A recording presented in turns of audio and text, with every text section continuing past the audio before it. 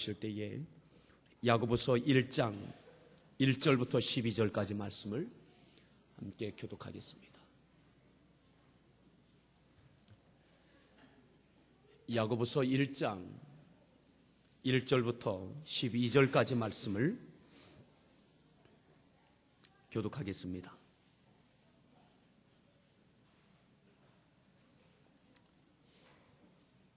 하나님과 주 예수 그리스도의 종 야고보는 흩어져 있는 12지파에게 문안하노라.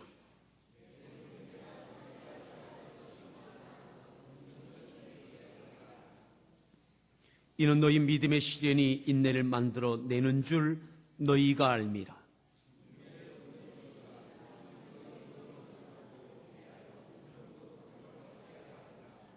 너희 중에 누구든지 지혜가 부족하거든 모든 사람에게 후히 주시고 꾸짖지 아니하시는 하나님께 구하라. 그리하면 주시리라.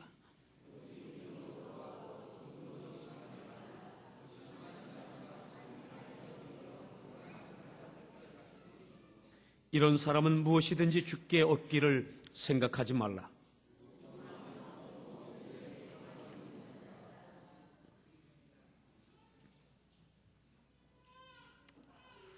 낮은 형제는 자기의 높음을 자랑하고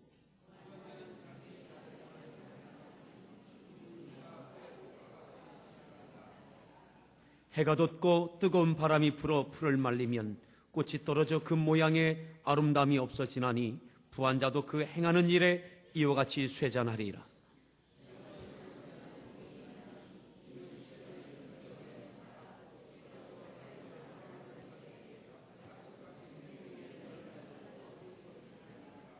아멘. 따라합시다. 온전히 기쁘게 여기세요.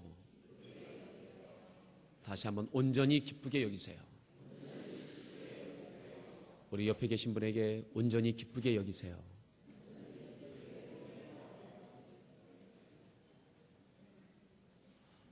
오늘은 통합 예배를 드리고 있기 때문에 아마 다소 산만할 수 있지만 그것도 또한 우리에게 예배의 훈련이 되어지고 우리 아이들에게 예배의 훈련이 되어지고 또한 그 가운데 또한 하나님께서 더더욱 우리 예배를 받으실 줄 믿습니다. 온전히 기쁘게 여기라. 2절에 보면 이렇게 말씀합니다. 내 형제들아 너희가 여러 가지 시험을 당하거든 어떻게 하라고요? 온전히 기쁘게. 너희가 여러 가지 시험을 당하거든 온전히 기쁘게 여기라.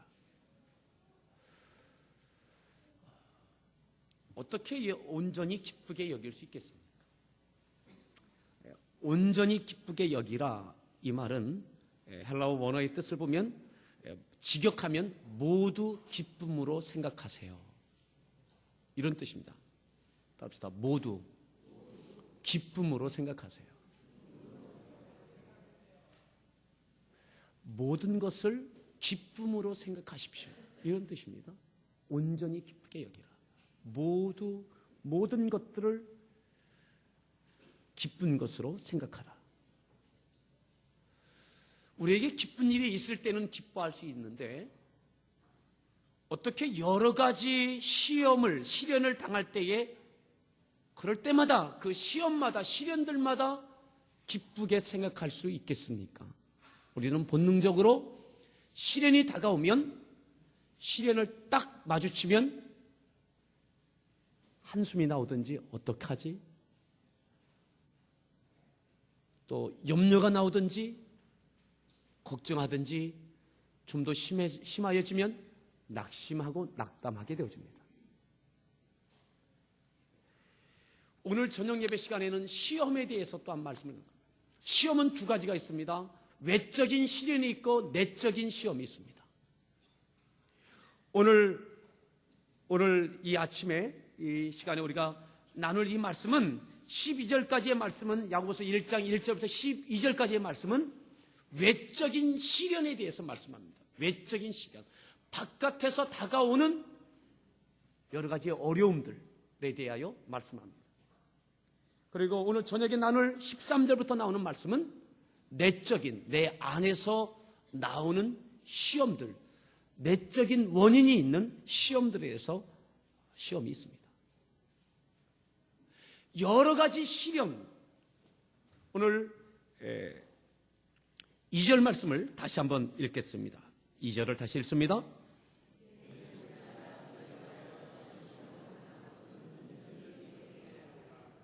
아멘. 여러 가지 시험을 당하거든. NIV에 보면 이렇게 있습니다. You face trial of many kinds. 시험이 어떻게 오느냐? 도전이 어떻게 오느냐? 외적인 시험이 내 얼굴 돌릴 때마다 시험입니다. 마치 이제 낯가림을 시작한 아이에게 얼굴을 대밀고 이렇게 아이의 관심을 끌려고 합니다. 아이고 이쁘다 이렇게 하는데 그 아이가 고개를 획 돌립니다. 그 반대편에 가서 또 얼굴을 대고 아 이쁘다 고개를 또 돌립니다. 오늘 여기서 여러 가지 시련을 만나거든 이 말은 어떤 뜻이냐면 우리가 고개를 돌리는 때마다 그 얼굴마다 뭐가 있어요? 시련이 있어요. 시련. 여러 가지 시험을 만나거든 이 뜻은 바로 그런 뜻이에요.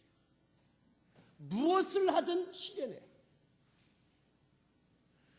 하는 것마다 고난이에요. 오늘 너희에게 이와 같은 시련이 너희에게 다가오면 이렇게 해도 시련이고 그래서 이것을 이렇게 하면 안 되나 보다 다르게 해도 또다시 시련이고 그렇게 되어질 때에 온전히 기쁘게 여기라 이 말은 무슨 말이냐면 이 시련 당해도 좋아하고 돌렸는데 여기서 또 시련이면 또 여기서 또 좋아하고 그렇게 하라는 거예요. 여러분 가능하겠습니까?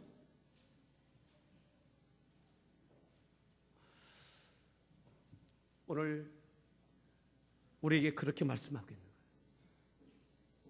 외적인 시련, 외적으로 내가 마음 잡아 먹는다고 해서 되어지는 것이 아니라 내가 어떻게 할 수 없는 외부에서 다가오는 나에게 다가오는 이 많은 시련들 이렇게 해도 시련, 이렇게 해도 시련 그럴 때마다 기뻐하라고 말씀하고 있는 거예요.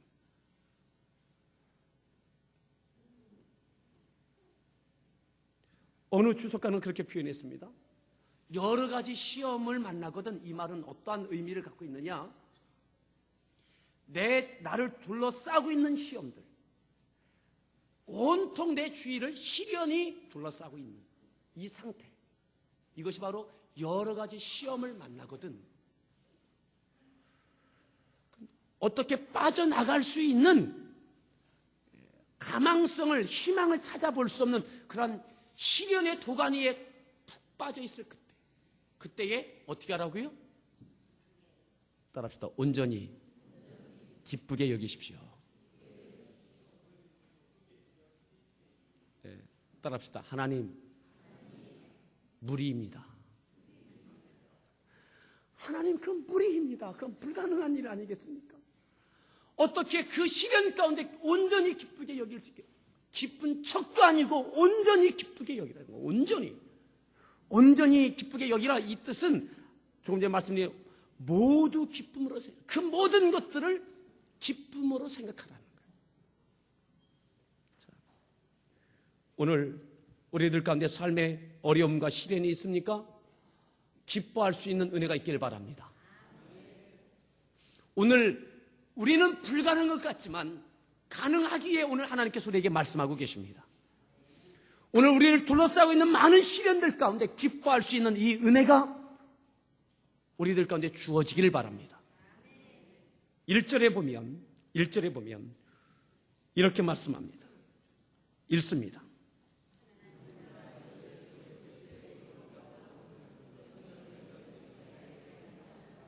아멘. 야고보가 누굽니까? 오늘 이 성경을 쓴 야고보가 누굽니까?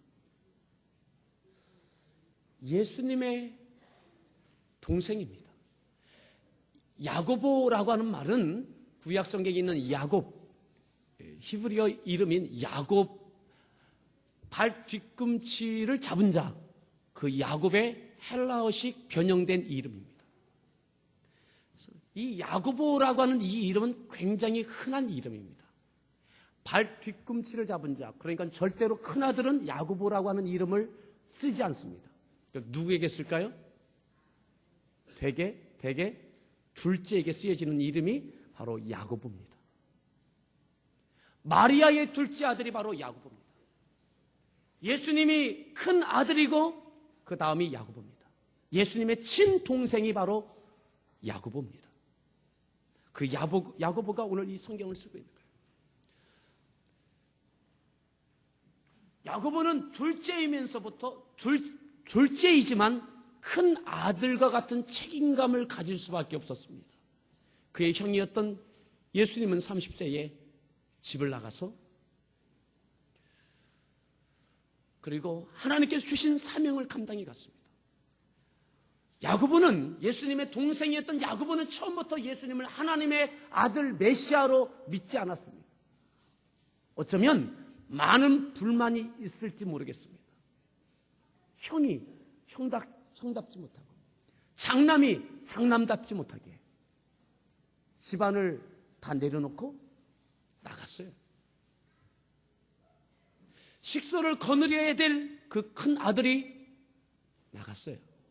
그리고 하나님께 주신 사명을 감당한다라고 외치고 나가는데 다니는데 보면 그 당시에 바리새인 사두개인들 또한 서기관들 또 제사장들 이들과 좋지 않은 관계를 맺고 살아갑니다. 어쩌면 이 야고보는 형을 향하여 많은 불만이 있을 수도 있습니다. 야고보는 예수님의 동생으로서 예수님이 십자가 지시고 부활하신 다음에 부활하신 예수님을 만나고 난 이후에야 하나님의 아들로 믿게 되어집니다. 그때야 육신의 형이 아닌 그리스도로 주님으로 구세주로 믿게 되어집니다. 그리고 오늘 이렇게 고백하고 있는 거예요. 야고보가 뭐라고 고백하느냐? 1절 하나님과 주 예수 그리스도의 종 야고보는 나는 하나님과 주 예수 그리스도의 종이다. 육신적으로 나의 형님이고 내가 예수님의 동생이지만 그것이 아니라 난 주 예수 그리스도의 종이다. 하나님의 종이다. 여러분 철저하게 사도 바울처럼 그렇게 본인의 정체성에 대해서 그렇게 고백하고 있습니다. 그 야고보가 이렇게 말하는 거예요. 야고보는 예수 그리스도의 주 예수 그리스도의 종인 야고보는 흩어져 있는 12지파에게 문안하노라. 내 형제들아. 흩어져 있는 12지파가 누구냐? 그것이 내 형제예요. 그 사람들이 누구냐? 바로 스데반 집사로 인하여 순교로 인하여 예루살렘 교회에 닥쳐왔던 그 많은 환난, 핍박, 이 환난과 핍박을 이겨낼 수 없어서 다 뿔뿔이 흩어졌습니다. 그 흩어진 자들, 그들을 향하여 뭐라고 하고 있어요? 내 형제들아. 따라합시다. 내 형제들아. 그건 육신적인 형 아우가 아니라 영적인 관계로서의 형제들아 이렇게 말합니다. 우리 옆에 분에게 내 믿음의 형제입니다. 우리는 믿음의 형제이고 자매입니다. 아멘. 예전에 그랬다고 하죠.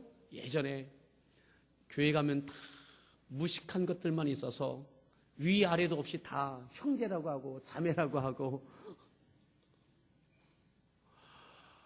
여러분 믿음 안에 내 형제들아. 그 형제들에게 오늘 이 야고보서를 기록해서 보내고 있는 거예요. 왜 보내고 있느냐? 이들이 시련을 당하고 있어요. 야고보는 예루살렘을 떠나지 않은 예루살렘 교회의 사역자입니다. 그는 사도로서 교회의 지도자로서 예루살렘 교회의 지도자로서 때로는 베드로가 예루살렘 교회를 떠난 적도 있지만 야고보는 떠난 적이 없습니다. 그 많은 시련이 와서 모든 성도들은 다 뿔뿔이 흩어졌지만 몇몇의 사도들과 야고보는 예루살렘을 지키고 있는 거예요. 이 말은 무슨 말이냐면 시련의 도가니 가운데 그저 남아 있었던 거예요. 시련 가운데 다 흩어졌지만 야고보는 그 시련 가운데 머물러 있었던 거예요. 그런데 흩어졌던 그 믿음의 형제들이 흩어진 곳에서도 뭘 당하고 있어요? 시련을 당하고 있는 거예요. 시련은 외적인 시련입니다. 여기서 말하는 시련은, 오늘 여기서 말하는 시련은 뭐냐면 사회적인 지위에 대한 시련, 또 하나는 물질에 대한 시련입니다. 그들이 거하는 곳에서 어디에 가든지 그는 신분의 보장을 받지 못하는 자들이었고, 또한 예수님을 믿기 때문에 저들은 경제적인 활동을 통하여 부유할 수 없었습니다. 그러한 시련들, 신변의 위협들, 이것들이 계속 있는 거예요. 그런데 그들이 그 시련당하면서 염려하고 걱정하고 낙심하고 타협하고 믿음을 떠나는 자들도 있는 거예요.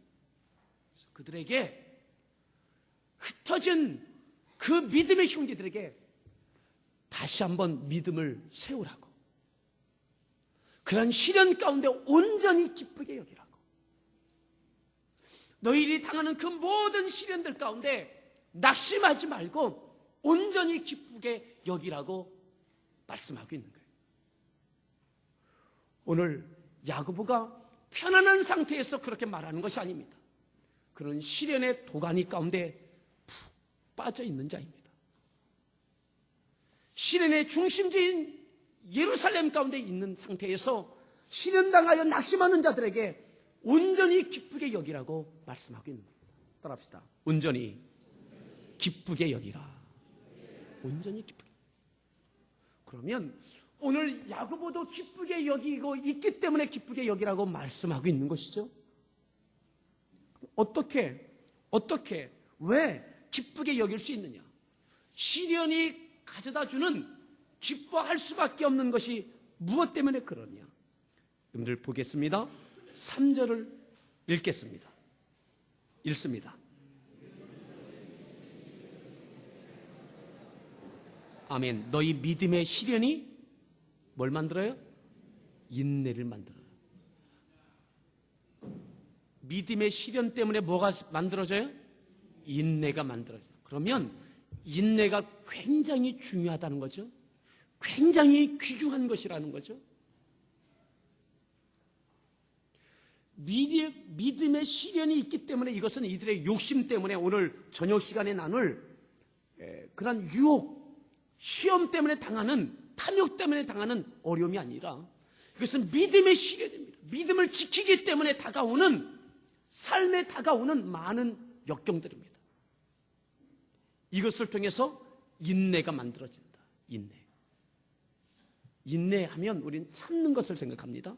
자, 그 다음 절 보겠습니다. 4절 읽습니다.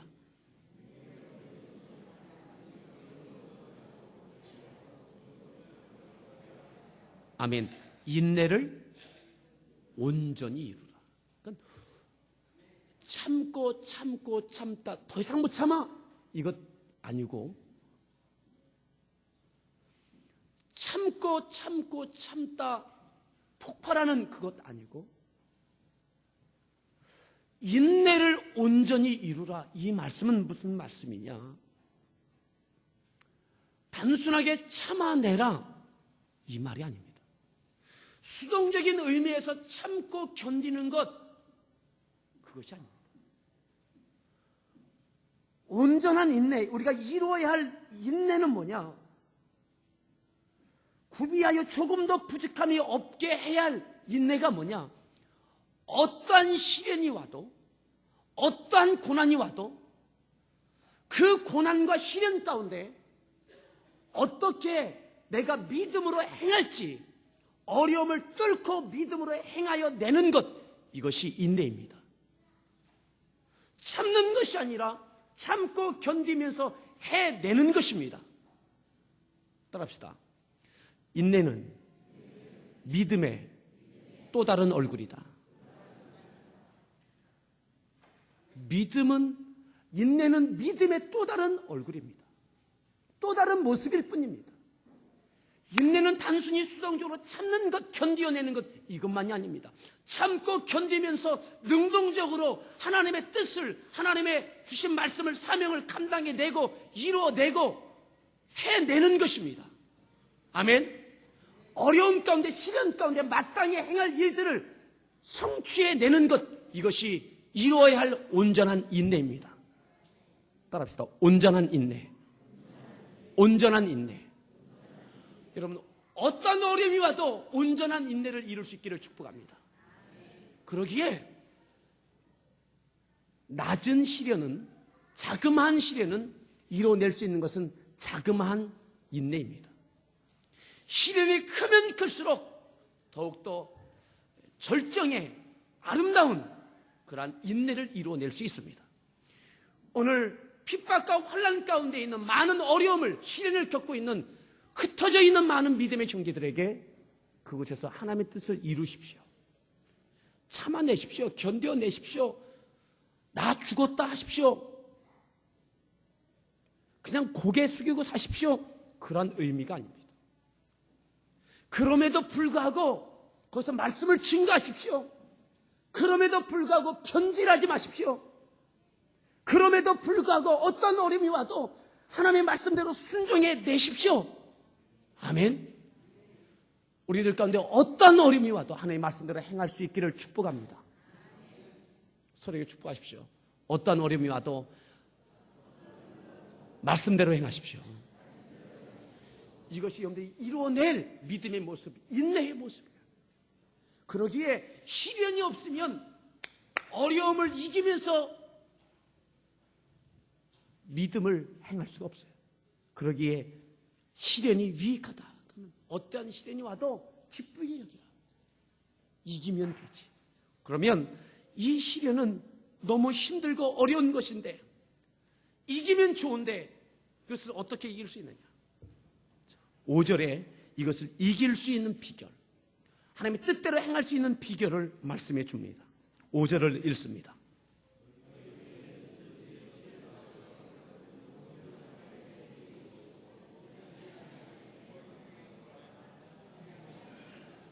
아멘. 하나님께 구하라.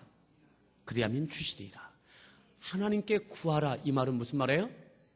하나님께 기도하라 이 말이죠. 하나님께 기도하라. 그 시련이 일 때, 어려움이 있을 때 하나님께 기도하라. 그리하면 지혜를 주신다. 그때에 무엇을 해야 할지, 하나님이 무엇을 원하시는지 깨닫게 해주신다. 지혜를 주신다. 아멘. 따라합시다. 하나님께서 깨닫게 해주신다. 하나님께서 지혜를 주신다. 믿으십니까? 그러니까 그때 낙심하지 말고, 염려하지 말고, 조급해하지 말고, 시련이, 온갖 시련이 나를 뒤덮고 있을 때 그때 기도하라면, 하나님께 기도하면 하나님께서 여러분들에게 생각나게 해주시고 깨우쳐 주시고 그 가운데서 여러분들 어떻게 하는 것이 하나님께 기뻐하실지 알려주신다는 거예요. 아멘. 하나님께서 주신다. 자, 깨닫게 해주신 하나님께서 또한 기도할 때 보혜사 성령을 통하여 그 뜻을 이룰 수 있도록 도와주십니다. 깨닫게 하신 것으로 너 그렇게 살아, 이걸로 끝나는 것이 아니라 하나님의 마음, 하나님의 뜻을 알게 해주실 뿐만 아니라 또다시 우리가 기도할 때 보혜사 성령님께서 우리를 도와주십니다. 능력과 권능으로 도와주십니다. 넉넉히 그 뜻을 이루게 하실 줄 믿으시기 바랍니다. 그러기에 기뻐하라는 거예요. 그러기에 기뻐하라.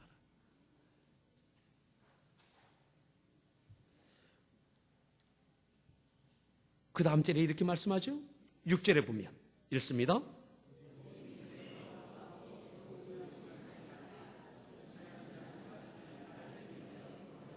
(7절) 이런 사람은 무엇이든지, 이런 사람은 주께 얻길 기대하지 말아라. 어떻게 기도하냐? 오직 믿음으로 구하라. 절대절명의 위기 가운데 있을 때, 그 어려움이 있을 때에 오직 믿음으로 하나님께만 구하라 이 말이죠. 하나님께. 세상의 꾀와 지혜가 아니라 하나님, 그 시련권에 하나님 제가 어떻게 하면 좋겠습니까? 하나님 어떻게 하기를 하나님은 원하십니까? 어떻게 이겨나가기를 하나님은 원하십니까? 이것을 구하라는 거예요. 그건 하나님의 뜻을 분별하고 하나님의 뜻을 구하라는 거예요. 따릅시다. 오직 믿음으로 구하라. 오직 하나님만을 구하십시오. 오직 하나님의 뜻만을 구하십시오. 어떠한 어려움 가운데서도 하나님의 뜻을 발견하고 그 뜻을 이룰 수 있기를 축복합니다. 그거예요. 그 위기를 모면하려고 하는 것이 아니라 고개를 돌려도 이쪽으로 돌리고 저쪽으로 돌려도 시련이 우리들에게 다가올 때 하나님의 뜻을 구하고 하나님의 능력을 구하고 두 마음을 품어 모든 일에 정함이 없는 자처럼 행하지 말고 염려 걱정 한참 하면서 또 하나님께 기도하기도 하고 이것이 아니라 그때가 바로 하나님께만 구할 때입니다. 따라합시다. 오직 하나님께 구하라. 여러분, 우리 아이들이요, 갓난 아이들이 한동안은 아버지에게도 안겨서 울고 웃고 이렇게 할 수 있어요. 할아버지에게도 갈 수 있어요. 그런데 결정적이면 항상 누굴 찾아요? 요즘은 할머니를 더 찾기도 하지만 엄마나 할머니를 찾아요. 그래서 10분, 30분 아이하고 같이 놀다가 아이가 으아 울면 얼리다가 감당이 안 되면 그다음에 어떻게 해요? 애미를 찾고 넘기는 거예요. 아이가 어려울 때는 엄마를 찾아요. 오늘 우리에게 결정적인 어려움이 있을 때 그때에 오직 하나님만을 구하십시오. 다시 한번 잘 볼까요? 6절 처음에 이렇게 말씀합니다. 어떻게 하라고요? 오직 믿음으로 구하고, 아멘. 오직 믿음으로 구하고 의심하지 말라. 조금도 의심하지 말라. 하나님께서 반드시 알려주신다. 행할 일들을 알려주신다. 그저 참고 견디는 것만이 아니라 그때에 어떻게 행할지를 알려주신다.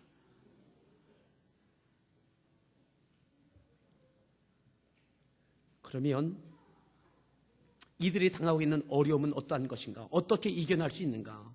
자, 9절을 볼까요? 9절을 읽습니다. 아멘. 여기 9절에 보면 헬라어에 워낙 대가 있습니다. 대는 접속사 그러나인데 8절까지 있는 내용을 이어서 9절로 연결되고 있는 겁니다. 여기에 우리 성경에는 빠졌지만 헬라어 원문에 보면 접속사 대가 있습니다. 그러나 그러면 우리가 시련은 어떤 거냐? 이러한 시련들인데 이러한 시련들을 당할 때 어떻게 해야 되느냐? 구체적인 것들을 이제 적용하는 것을 말씀해 주는 거예요. 낮은 형제는 자기의 높음을 자랑하고, 낮은 형제는 사회적인 지위가 낮은 거, 경제적으로 낮은 거, 어려운 거, 이런 형제들은, 믿음의 사람들은 어떻게 하라고요? 자기의 높음을 자랑하고. 이게 형제는 그랬거든요. 형제는, 낮은 형제는. 그래서 예수님을 믿음으로 구원받은 하나님의 자녀들에게만 해당되는 것입니다. 믿음 밖에 있는 사람들은 이해할 수 없는 이야기예요. 하지만 믿음으로 구원받은 하나님의 자녀들, 믿음의 사람들만 이해할 수 있는 말. 낮은 형제, 없는 자, 가난한 자, 지위가 어려운 자, 그런 형제는 자기의 높음을 자랑하고, 자기의 높음 뭐냐면 높아지는 것, 부자가 될 것, 이것이 이야기가 아닙니다. 이 부분이 조금 아쉬운 부분인데 좀 더 원문에 가까운 해석들을 보면 낮은 형제가 무엇을 자랑해야 되느냐? 그 낮은 자리에서 겸손하게 순종하는 것, 믿음으로 순종하여 이루어질 높은 것을 자랑하라. 자, 그 다음 절 볼까요? 10절.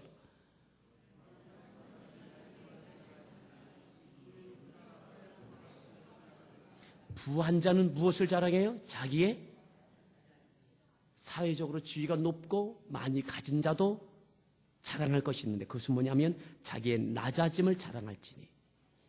무슨 말이냐면 부한 자도 겸손하게 낮아져서 하나님의 말씀, 깨닫게 해주신 그런 말씀에 순종하는 것, 그것을 자랑하라는 거예요. 낮은 자도 그것을 자랑하고 부한 자도 그것을 자랑하라. 왜요? 이는 그 지위와 물질은 풀의 꽃과 같이 어떻게 해요? 지나간다. 사회적인 지위, 물질, 이것은 잠깐이다. 이것을 하나님께 은혜를 구하면 깨닫게 해주시는 거예요. 그 시련의 때에 이것은 잠깐이구나. 이것을 깨닫게 해주시는 거예요. 그래서 높으나 낮으나 겸손하게 하나님의 뜻에 순종하는 것, 이것을 자랑하라. 11절 읽습니다.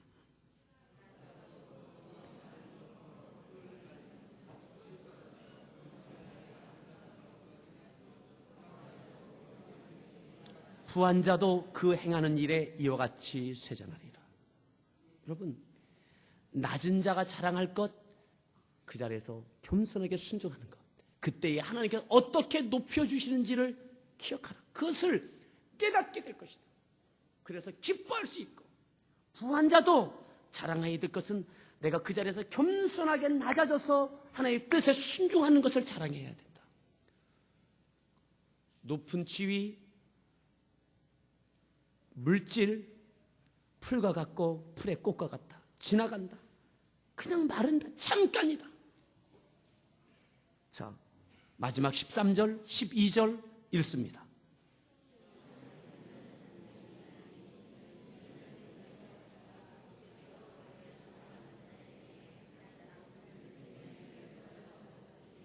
아멘. 주께서 자기를 사랑하는 자들에게 약속하신 생명의 면류관을 얻을 것이기 때문이다. 생명의 면류관을 얻을 것이기 때문이다. 시련의 때에 기억할 수 있는 것, 하나님 깨닫게 해주시는 것, 이것은 썩어지는 것이구나. 이것 때문에 좌절하고 염려하고 걱정할 것이 아니라 썩지 아니할 생명의 면류관, 하나님의 약속하신 그 생명의 면류관을 얻기 위하여 그 시련의 때에도 하나님의 뜻을 분별하여 그 뜻을 순종하는 것. 그러면 하나님께서 그때에 생명의 면류관의 주인공이 되게 해주신다. 아멘. 시련당할 때에 생명의 면류관이 보여지고 천국의 소망이 찬란하여지고, 그래서 하나님의 뜻을 버리지 아니하고 적당하게 타협하지 아니하고, 하나님 오늘 이 어려움 가운데 제가 하나님을 어떻게 해야 되겠습니까? 구하고 깨닫게 해주실게. 천국의 소망을 바라보고 오늘도 겸손하게 하나님의 말씀에 순종하여 인내를 이루는 하나님의 뜻을 성취하는 저와 여러분들 될 수 있기를 축복합니다. 온전히 기뻐하십시오. 어려움 당할 때에 생명의 면류관이 여러분들 눈에 보여지길 바라고, 깊은 한숨 소리보다는 생명의 면류관의 그 찬양의 소리가 여러분들 귀에 쟁쟁하게 들려지길 바랍니다. 오늘 그것이 있기에 야고보는 모든 성도는 다 떠나갔고 흩어졌지만 고난과 환난의 도가니인 예루살렘 그 성전을 지키면서 예루살렘 그 교회 안에서 그는 버티고 견디며 그 가운데서 또한 낙심하는 자들에게 편지를 보내면서 낙심하지 말라고, 믿음으로 승리하라고 응원가를 힘차게 불러주고 있는 거예요. 여러분들 일터에서 구조조정의 위협이 있고 신변의 위협이 있고 신분에 많은 어려움이 있다 할지라도, 월급이 줄고 많은 역경이 있다 할지라도, 육체적인 어려움이 있고 고난이 있다 할지라도 낙심하지 마십시오. 인내하십시오. 그 자리가 하나님의 영광을 볼 자리고, 그때 오직 하나님만을 구할 때입니다. 하나님을 구하여 하나님께서 여러분들에게 그때에 무엇을 행할지 하나님께 그 뜻을 받으십시오. 그 지혜를 구하십시오. 하나님께서는 반드시 여러분들에게 지혜를 주십니다. 행할 일들을 여러분들 가슴에 심어주시고 여러분들 심령에 심어주십니다. 그리고 그것을 이룰 수 있도록 보혜사 성령님께서 여러분들을 도우실 것입니다. 그러기에 오직 하나님께 구하라고. 6절에 오직 믿음으로 구하고 조금도 의심하지 말라. 조금도 의심하지 말라. 여러 가지 시험을 만나거든. 여러 종류의 시험이 내가 얼굴을 돌리는 족족 그 가운데마다 다 시험이 있다 할지라도 그때 바로 오직 하나님을 구할 때입니다. 아멘. 따라합시다. 온전히 기쁘게 여기십시오. 옆에 분에게 온전히 기쁘게 여기십시오.